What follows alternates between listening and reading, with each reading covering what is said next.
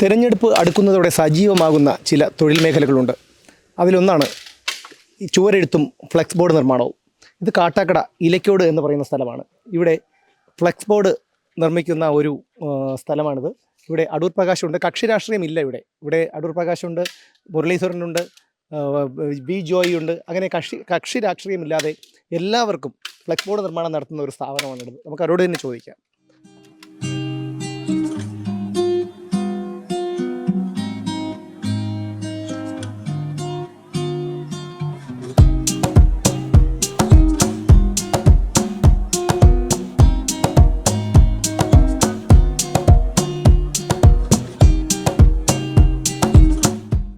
എല്ലാവരും എങ്ങനെ പാർട്ടിയിൽ നിന്നുണ്ടോ അതോ? ഇല്ല, എല്ലാ പാർട്ടിക്കും ചെയ്യാറുണ്ട്. ആരൊക്കെയാ കൂടുതലായിട്ട് വരുന്നത്? കൂടുതൽ നമ്മൾ CPM-ന്റെ ബോർഡ് ചെയ്തിട്ടുണ്ട്. ആലപ്പുഴയിൽ ഒരു സ്വതന്ത്ര സ്ഥാനാർത്ഥിക്ക് ചെയ്തിട്ടുണ്ട്. ഷാജഹാനാണോ? KN ഷാജഹാൻ. ഷാജഹാൻ സാറിൻ്റെ ബോർഡ് കൂടെയാണ് ചെയ്തത്?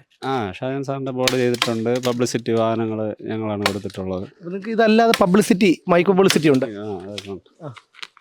അപ്പോൾ എങ്ങനെയാണ് ഈ തിരഞ്ഞെടുപ്പ് അടുത്തതോടുകൂടി ഇപ്പോൾ എങ്ങനെയാണ്? സജീവമാണല്ലോ. സജീവമാണ് ഈ മേഖല. അപ്പോൾ ഇത് കഴിയുമ്പോൾ കഴിയുമ്പോൾ എന്തായിരിക്കും? ഇടയ്ക്ക് ഫ്ലക്സ് നിരോധനമൊക്കെ ഉണ്ടായിരുന്നില്ല. ഇതിപ്പോൾ ചിലവ് കൂടുതലാണ്. ക്ലോത്ത് ആയപ്പോഴേ ചിലവ് കൂടുതലാണ്. ഇത് ക്ലോത്താണ്. യഥാർത്ഥത്തിൽ ഫ്ലക്സ് ആയിരുന്നപ്പോൾ ഇതിന് പകുതി ചാർജേ ഉള്ളൂ. അപ്പം ഫ്ലക്സ് ആയിരുന്ന സമയത്ത് 100 ബോർഡ് അടിക്കുമെങ്കിൽ ഇപ്പോഴത് 50 ആയിട്ട് കുറഞ്ഞു. ചിലവാണ്. പക്ഷേ റേറ്റ് കിട്ടും. ഇതിപ്പോൾ ഇനി ഒരു 10-20 ദിവസം കൂടെ ഉള്ളൂ. അല്ല, ഇത് കഴിയുമ്പോൾ പിന്നെ എന്തായിരിക്കും നിങ്ങളുടെ അടുത്തൊരു തൊഴിൽ മേഖല? അടുത്തുള്ള തൊഴിലല്ല, ഈ സർക്കാരിൻ്റെ തന്നെ മാറിയൊക്കെ ഉള്ള പ്രോജക്റ്റുകളൊക്കെ വരും, എന്തെങ്കിലുമൊക്കെ പ്രോഗ്രാമുകൾ വരും. പിന്നീട് വിവിധ രാഷ്ട്രീയ കക്ഷികളുടെ എന്തെങ്കിലുമൊക്കെ സമ്മേളനങ്ങൾ, മീറ്റിങ്ങുകൾ, അപ്പോൾ എല്ലാത്തിനും ബോർഡ് നമ്മൾ ചെയ്യും. ആര് വിളിച്ച് പറഞ്ഞാൽ ഇതെല്ലാം നമ്മൾ ഒരു ബോർഡിന് ഇത്ര രൂപ റേറ്റ് പറഞ്ഞിട്ട് ചെയ്യുന്നതാണ്. നമ്മൾ സൈറ്റിൽ കൊണ്ട് വെച്ചു കൊടുക്കും.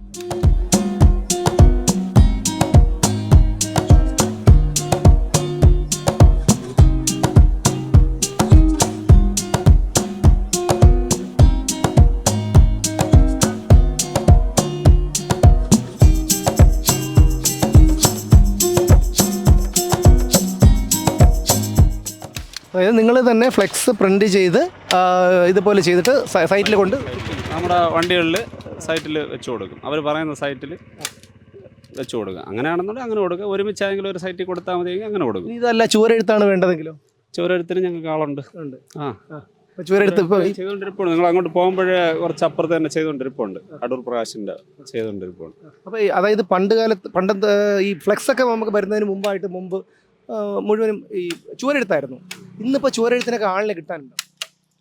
ചുവരെഴുത്തിന് ആൾ കുറവാണ്. പിന്നീട് അത് വലിയ ചാർജുമാണ്. കാരണം ഒരാൾ നിന്ന് കഴിഞ്ഞാൽ ഒരു 4 ചുവരൊക്കെ എഴുതാനായിട്ട് പറ്റുള്ളൂ. ഫ്ലക്സ് ആണെന്നുണ്ടെങ്കിൽ 24 മണിക്കൂറിനകത്ത് നമുക്ക് 1000 ഫ്ലക്സ് വേണമെങ്കിലും അടിച്ച് കിട്ടും, എവിടെ വേണമെങ്കിലും കൊണ്ട്. പിന്നീട് ചുവരുകൾ ഇന്ന് എഴുതാനായിട്ട് കൊടുക്കുന്നില്ലല്ലോ. ആരും തയ്യാറാണ്. ആള് താമസമില്ലാത്ത വീടുകൾ, അങ്ങനെയുള്ള മതിലുകൾ, അതൊക്കെ കിട്ടുന്നുള്ളൂ.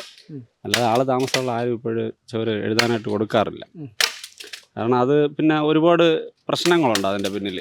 ഇന്ന ആൾ, ഇന്ന പാർട്ടി എന്നൊക്കെ ഉള്ള രാഷ്ട്രീയം എപ്പോഴും എല്ലാവരുടെയും ഉള്ളിലാണല്ലോ. അത് പ്രദർശിപ്പിക്കേണ്ട ആവശ്യമില്ലല്ലോ.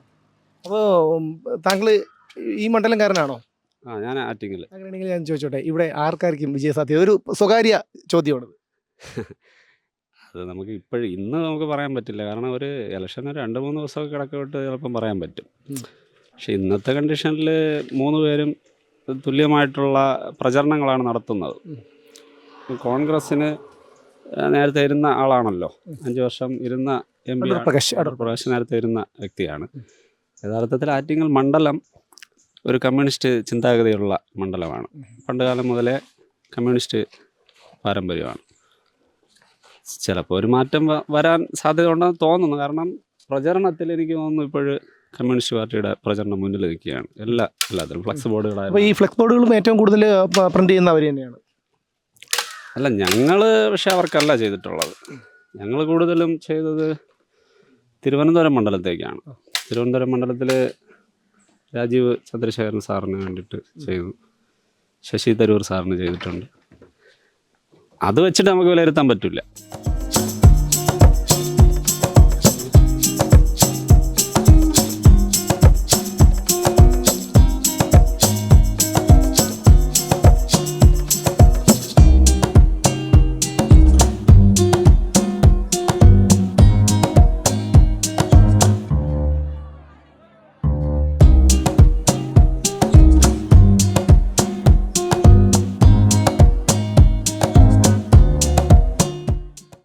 വിജയപ്രതീക്ഷ സ്ഥാനാർത്ഥികൾക്കുള്ളതുപോലെ തെരഞ്ഞെടുപ്പ് വരുമ്പോൾ ഇവർക്കും പ്രതീക്ഷകളാണ്.